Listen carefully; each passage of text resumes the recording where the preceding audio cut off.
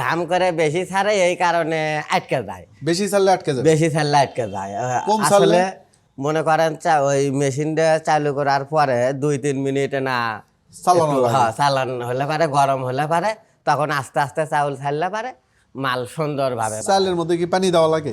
চালের ভিতর মনে করেন যে আমরা ওই সেকারিন দেই আর কি, মিষ্টি হওয়ার জন্য। হ্যাঁ মিষ্টি হওয়ার জন্য। সেকারিন। তাছাড়া হ্যাঁ মানে তো রং সেকারিন খাওয়া তো ভালো না, খায় না। চিনি দেওয়া হ্যাঁ, যায় না। চিনি দিলে পারে চিনি, খেজুরের বের গুড়। হয় না, না না হয় না? চিনি দিয়ে এবং খেজুরের গুড় দেন, ওগুলো দিয়ে হবে না। মানে একরি এমনি তো চাউল আটা, আরো আটা বেশি হয়, তবে হালকা শুকনো চাউলের ভিতর চিনি দেওয়া যায়। যায়। হ্যাঁ হালকা দেওয়া যায়। আর একটা হচ্ছে চিপসের মশলা যদি আমরা কিছু মশলা দিই, হ্যাঁ মশলা দিলে একটু সুস্বাদ হবে, ভালো হবে? হবে। ওই নুডলসের মশলা আছে, এই হ্যাঁ, মশলা হ্যাঁ, যদি নুডলসের- যুক্ত করে দিই, হ্যাঁ, হ্যাঁ, তাহলে দেওয়া স্বাদ যাবে, হবে না?